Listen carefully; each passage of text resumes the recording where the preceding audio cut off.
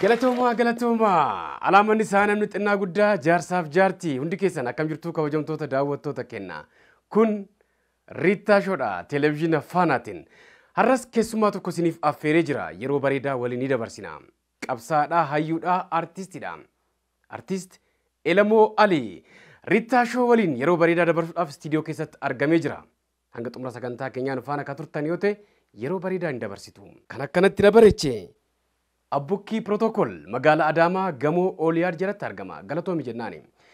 Hanga xumura sagantaa keenyaan faana turaa jechuun ceesiftuu booda gaafa walitti deebinu istiidiyoo keessatti Elemoo waliin isiniin eega erguun naqinaa Riittaa Shoo nafaana bu'aa.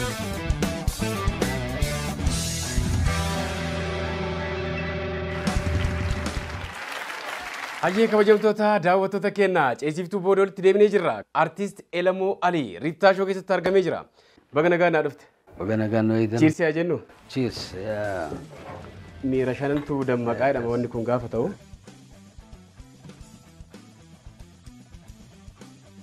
Artist Elemoo Alii.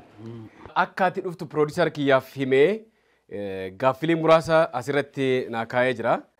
Wantoonni hedduu kaa'anii jiru. Interviiwwan garaagaraa yeroo garaagaraatti taasifteerta waa'ee keetii wanti ani akka addaatti kaasuu ni jira jedhee yaadu. Tarii hojiiwwan erga interviiwuu kennite booda hojjette hojiiwwan babbareedoo sadii afur hin jiru. Gidduuttis immoo artistoota hedduudhaaf kaka'umsanii taa'ee jedhee kana yaadu gara dhumaarratti waan kaafnus hin jiru waan ta'eef kanaaf keessummaa si godhe jechuudha. Mee bara 1978 akkamitti yaadatta? Sirboonni ati akka raagduutti raagdee sirboota keetiin ammatti kan raawwataman ni jiru. Dubbii jabduun yaadachiifte booda deebi'ee bara 78 gaafa suni kan hin sirba duraatis baase akka alboomaatti. Isaan sun keessa sirboonni yeroo sun keessa sirbee baase 180 sirba warraa isaati. 180 jechuudha. Adeeroon yeroo baay'ee sirba jaalalaa beeku waajjira. Hin qabdallee sirba shururuu jedheenyu faana akka amartii. Shururu suni booddanuma kana. Yamaa dursunitti haala keenyaa wajjin Oromoo waliin madaaltee heddummina isaaniitii fi gaafa Afrikaa tana keessatti maqa dhablee ta'ee namni kun jiraachuurra falmatee yoo iftahee jiraate wayya jechuurraa yeroo sunitti qabsoodha. Jaalaltii teenya guddoon dubartii caalaa qabsoodha. Qabsoo uummata Oromoo. Guddaa galatoom. Mee waan karaa raawwatame yookaan raagni sun akeekni sun kan ammatti. Yeroo sunitti sirbiin gaafa sun keessa baase 180 jee isaan keessa ammoo duriis Oromoodha arraas Oromumaa maqaa meeshaan taanii akkamiin jijjiirama. Nu saba guddaadha kan qilixiin qabne dhibdee maqaan qabnu bilisummaa dhabnee jechuudha. Waa ajaa'iba. Waa ajaa'iba. Bara 1978 wajjin wal qabatee waan yaadattu hoo jiraate kan dhalattee guddatte Harommaa anaaf fakkaatu dogoggoruu baadhee ati biyya alaa yeroo jirtutti haroon jabaa kun xiqqoo ishii gogee ture. Ergasii yuunivarsiitiin Harommaa qabsoo guddaa uummata wajjin taasiseen bishaanichi harichi deebi'ee jira. Ammatti erga biyya alaatti deebitee boodas daawwattee jirtaa miirri si keessatti uumamee maal fakkaata? Daakteetta Harommaa qurxummii nyaatte? Nyaattees daakees garuu gaafaan keessaa deemuu fi gaafaan itti deebi'e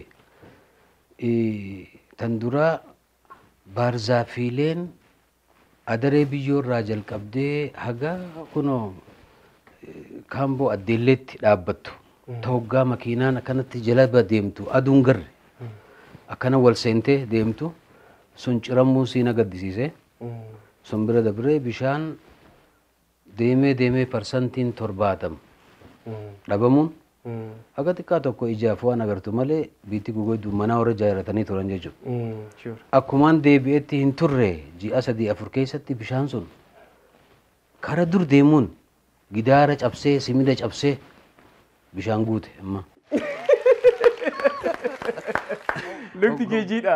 Obgaa kanaan jee ani waan kanarratti gaa waan nagadisiise irraa tokko jireenya kiyya keessaa is takka soora ijaatii jireenya hegereetii sirbitti bahuu qaba jechuurraan hin sirbaas itti baase. Sirba sunis sirba kan dabre wanni immoo asirraa shimbirrooleenii fi wanni godaana hundi anuu deebi'e isinis yoo kan deemtanii jiraatan deebi'aa. Bakkuma Oromaa kanatti dooniidhaan shaashayachaa ba'e jaalallee isaa jalqabaa achuma irratti argatee dooniidhaan waa akkasii dhagee. Oduun silaafuu gaa hin dhaabbattu jaalalti kun jaalala uummanni akkasitti haasa'u osoo hin taane dooniin ta duraa jireenya irraa takka bishaan qurxummii faaya uumaa kana hoggaa gamasii fi gamana ilaaltu. Wanni ati ijaan gartu ifiifuu jireenya takkarraa qaadhimaas jireenyaas haadhaas niitiis. Isaanirraa tokko walli akkasumatti madaalan na fakkaata isaanis. Anis akkasumatti hin fudhadhaa. Akka biyyaattis akka Oromiyaattis akka walumaa galattuu akka nama tokkootti iddoon itti dhaladhe kabajaa fi jaalalaan qabu keessaa kunuunsu dhabuun biyya fi akka maletti namni gartee biyya sun bulchaa tures mootummaan dabarte akka maletti jeeqama biyyummaa hunda keessaa kaayaa turte sun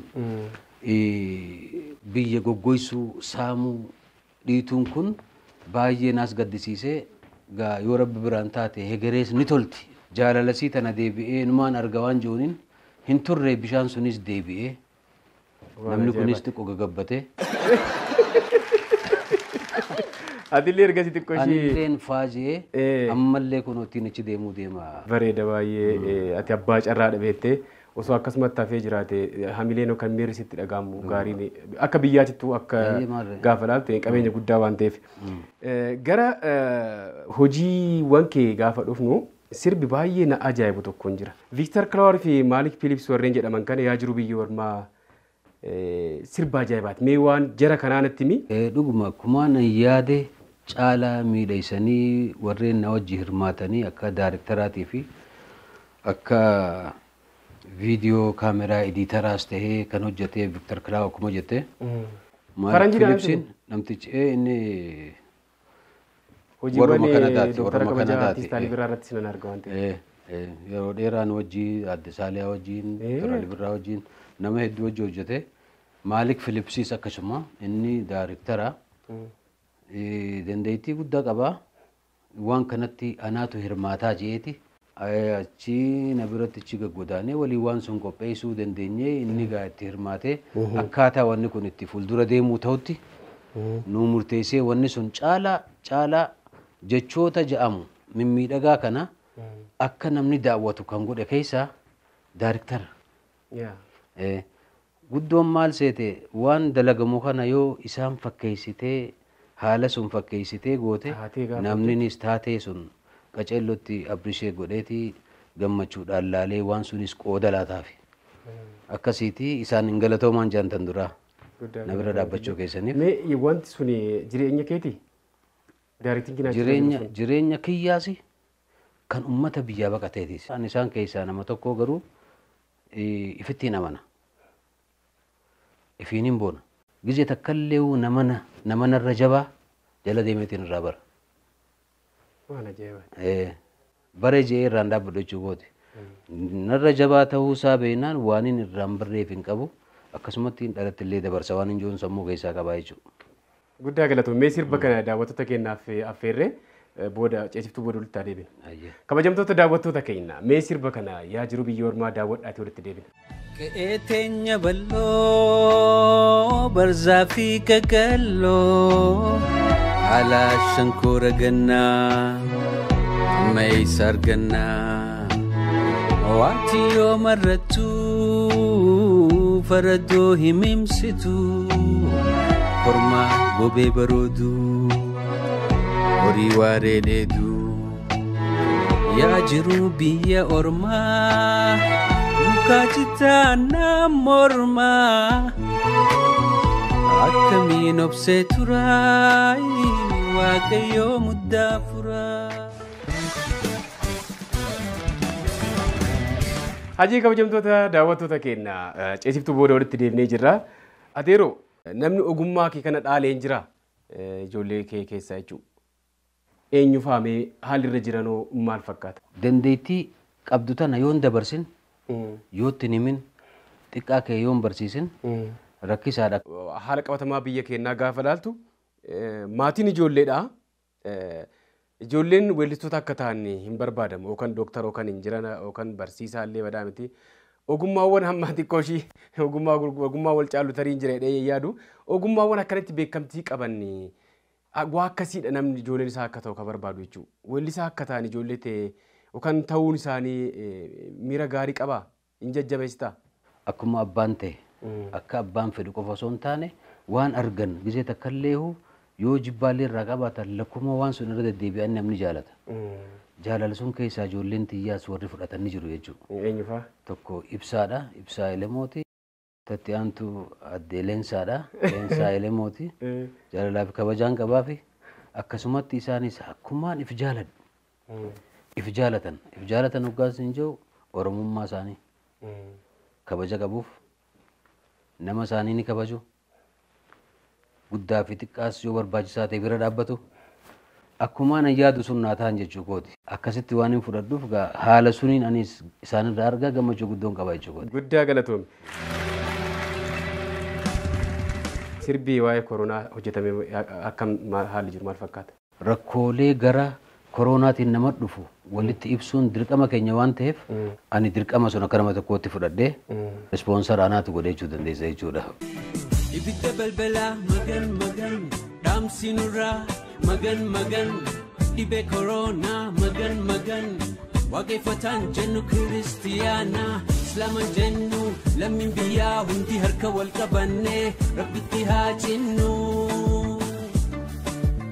yoona yoona yoona yoona furmaata waan dhabnu yoona yoona yoona yoona furmaata waan dhabnu labsi iyya dabarsi labsi iyya dabarsi barreessi dubbisi hawaasa barsiisi koronaa balleessi nagaya nuubuusi koronaa balleessi nagaya nuubuusi. Labsi dabarsi kan beene barsiisi namatti kufa'in harkan fuudhin tarkaanfii lama addaan fagaannaan dhibee koronaa biyyaa baafnaa. Lammi baraaruuf labsi dabarsi dhibee koronaa biyyaa baasii. Sirba nageenya Afrikaa tokkummaa Afrikaa faarsu sirba gara dhumaarratti hojjetame tokko jira. Mee waan naan je'in waa'ee sirba sanii? Nuti akka saba Oromootti Afrikaa tanaaf fakkiidha. Saba guddaa keessaa tokko. Oromoo qofa osoo hin taane gaafa Afrikaa bira dabree Afrikaadhaafis yaaduun dirqama keenya. Isa suniif nagaya biyyaa buusuudhaaf akka gorsaatti waan gochuu qabnu. Afaan Oromootiin osoo hin taane afaan Ingiliziitiinis. Warri nu dirqisee nu tokkoomsu nu caalaa harmeedha. Ijoollee sitti akka dhaamsa dabarfattu dhaamsa labsitu atummaan kee ayyoo nu gargaarii ilmaan kee kun wal fixuu hin taane yoo wal jala deemnee walii tokkoomne qawwee kanaaf dhiifnee barnoota fayyaa jireenya fi guddisuu irratti xiyyeeffatee namni kun if bira tabree alagaadhaafillee biyya biraatiifillee bu'aa buusuu ni danda'a. Isarratti haa xiyyeeffannuu nagaya barbaaddii Afrikaan qawweedhaa miti waan jiru irratti sirba tokko baasee jechuudha. Sirba baay'ee ajaa'iba. Kabajamtoota daawwattoota keenya sirba kana daawwannee xiqqoo ishii boqonnaa fudhannee gaafa walitti deebinu marsaa lammaffaatiin isin eegna jechuudha.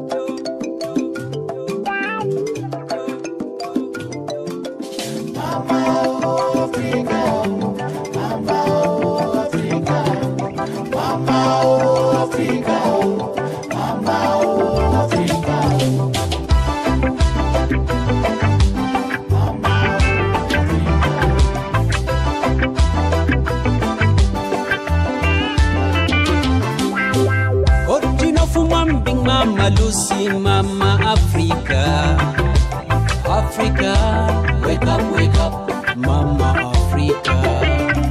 Sing a song in harmony, we need democracy.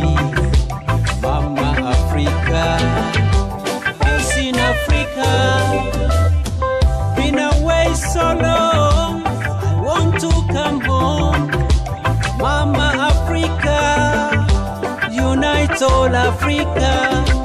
North, south, east to west, coast to coast, Central, South Africa. Mama Africa.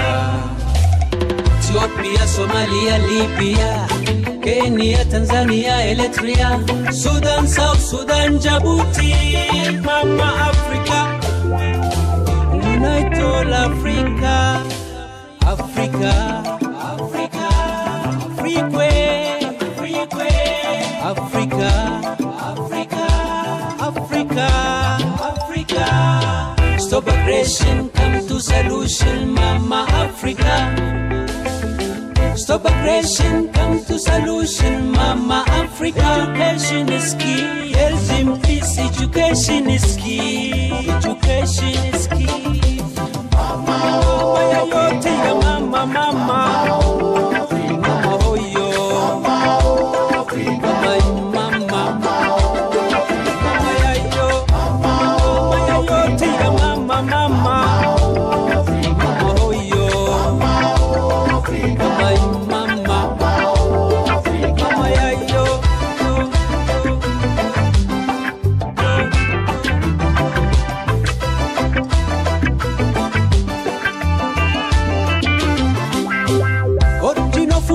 Mama Lucy, Mama Africa. Africa, wake up, Mama Africa. Sing a song in harmony, we need democracy. Mama Africa, peace in Africa. Been away so long, I want to come home. Mama Africa. Unite all Africa. North, south, east to west, coast to coast, Central, South Africa. Mama Africa. Uganda, Rwanda, Burundi, Nigeria, Liberia, Congo, Sierra Leone, Algeria, Mali. Mama Africa. Unite all Africa. Stop aggression, come to solution, Mama Africa. Stop aggression, come to solution, Mama Africa. Education is key, health and peace. Education is key, education is key. Mama, oh, jote, mama, mama. Oh, yo, Africa, mama.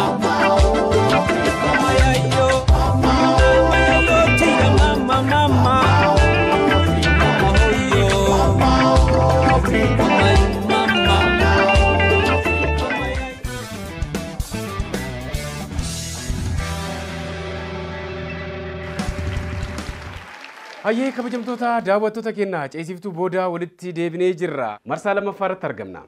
Mee amalli kee maal fakkaata ka jedhu ni qorra waan ta'eef tokko haga 10 lakkoofsa jaalatu tokko natti himi. 8.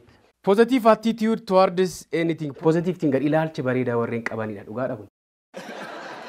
Ana akkasuma na fakkaata. Nama akkasiitu ilaalcha bareedaa qabaachuu hammeenya namaa yaadu ifiif waan hin dhaqqabnetti hin hiixadhu. Namni waan qabnetti hin hiixanne hirriibaas ni rafa. Takka hirriiba hin rafne. Kana bira dabree rakkataa harku bira hin dabru yoon qabaadhe. Yeah, I know. Kanaaf ilaalchi kanuma fakkaata. Amalli kee sirriidha kun. Lakkoofsa lammaffaa. Carraa lammaffaa. 4 godhi. 4. Xiiqii ni qabatu. Sunillee wali anuun beeku. Nama yaada waliin galle itti deebi'een barbaadu. Xiiqii yaama. Amala sadaffaa. 6. Obsa daangaa hin qabne qabu. Dhuguma. In callistaani gaafa siyaa. Namni kun gaa waa hundatti yoo dutte jireenyi kee kunis waa bifaan hin qabu kana qabaachuun malu. Maaliif rakkataan gisee takkallee rakkataa horii osoo hin taane sammuudhaan yoo rakkataa taate bifti keetiis hin tolu miidhaguuniif nama taatee deemuun rakkisaadha. Maaliif waan akka malee yaadduu jechuudha. Guddaa galatoon. Amala yookaan carraa isa dhumaa minatti mi? Nambara tokko. Maallaqaaf dantaa hin qaban. Maallaqa maa hin jaalatta? Walitti hin taphannu gaa. Walitti hin taphannu. Kamala ka infa duje. Inso be. Ammo guddo amala kiyya keessa takkaa namaan daleene. Daleessisuu malee. Murtii mataa kootii irraan waan hin ga'e jechuudha. Hangaan biyya alaa jiru kana hojii mataa kootii uumuurraa haa xiqqaattu haa guddattu dandeemnaan nama daleessisu. Dadhabuufiif hin dalagaa yookaan nin cufa yoon fedhees nin bana. Dantaan qabda. Amrii namaa fudhachuu hin danda'u. Guddaa galatoomii adeera kiyyaa. Kabajamtoota daawwattoota keenyaa ceesiftuu booda walitti deebina. Erguun naqina.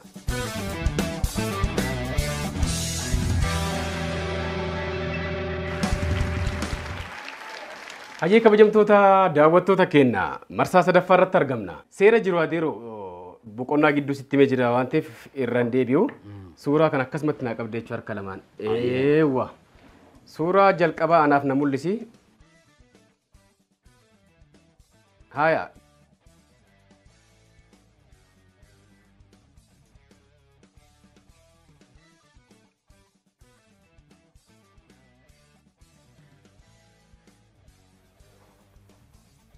Jaarraa abbaa gadaati dura. Gara keessan. Amma.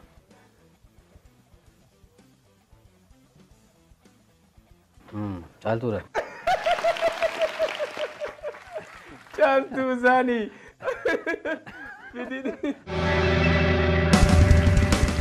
Suuraa lammaffaa. Haya.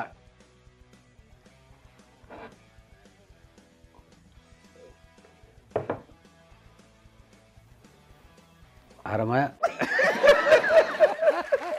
Wow.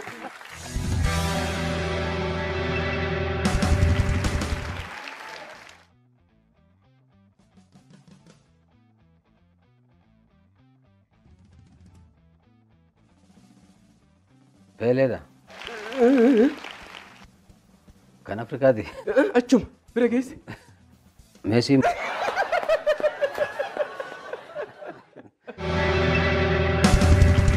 Suuraa isa xumuraa. Haya.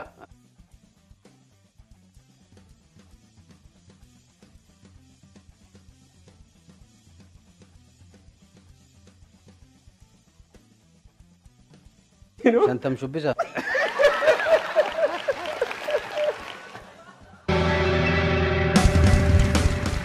Dhuma irratti sooshaal miidiyaa irrattis miidiyaalee gurguddoo irrattis waan deemaa jiru tokko jira. Badhaasa argatteetta waan ajaa'ibaati. Ijuma aartiidhaan gaafa laallu ogummaa ati hojjette kanaaf biyyattii biyya amma Itoophiyaa jedhamtu tanaaf shoorri ati baate akkas xiyyeeffannaa keessa garuun isaa maal mee artistoota lafaa dhufaniif maal uuma kun? Kan carraa gandabu. Good. Namni hojjete yoo amri rabbi isa fuute malee gutakkallee taatu hubannoo yookaan argee ifiifillee wanni inni hojjete sun bu'aa qabaachuus mirkaneeffachuun guddoodha. Akka sabaatti gaanu hundi dirqama qabna. Nama nuti. Namni nama tahee dirqama ifirran keenya hin jiru. Faamiliifis haa ta'u, lubbuu isaatiif haa ta'u, biyyaafis haa ta'u, jaalala uummata isaatii fi biyya isaatiifis karaa aartiinis, aadaan, afaaniin, jaalalaan saba kana gaafa dursuun akkas jenne lola kaa if bara hubadhaa isinis nama nuus nama waan keenya irratti abbaa ta'uun dirqama. Dirqama sun ammoo bahuun waliigaluudha. Ka waliigalee tura kootana keessaa baha waan jehuuni kaane arrammoo deemaa dhufne lolli sammuutis keessa jira jechuudha amma. Lola sammuutis gartee guddaan amma kan caalaa qawweedhaan wal dha'uu caalaa yoo namni tasgabbaawee rakkoolee jirtu furmaata kan laatuuf taate biti tun fuuldurallee cini deemti. Abaluun joo akka gorsaatti aartiin jechuun wallisaan warri waa barreessu, warri waa dubbisu, warri dandeettii rabbiin kenneef nagaya biyyaa, jaalala sabaa, tokkummaadhaan biyya tana achi ceesisuun arraan tan ani dirqama kana fudhadhee biyya tiyyaa fi uummata kiyyaaniin tokkoomsa jechuu irratti gara sirbaatiin Oromoon akka wal loltee wal fixxuun barbaadu. Oromoon akka qawwee wali fudhattu hin barbaadu. Oromoon tokko taatee fakkii biyya Afrikaa tana yoo taate naafis gammachuudha. Lubbuun namaatiis hin baraaramtu kamaletti hin dhumtu walii galteen barbaachisu. Guddaan keenya hayyuun warri waa barate warri waa hubate xiyyeeffatanii fageessanii yaadanii dhala as deemtuuf waan gaarii dabarsuun dirqamaan jira. Guddaa galatoomii siin jira. Kabajamtoota daawwattoota keenya artistii keenya qabsaa hayyuu keenya Elemo Alii waliin turtiin taasifne kana fakkaata ture. Torban keessummaa kabiraa taphoota babbareedoo kanneen birootiin walitti deebina. Hanga torbanitti horaanaa bulaa.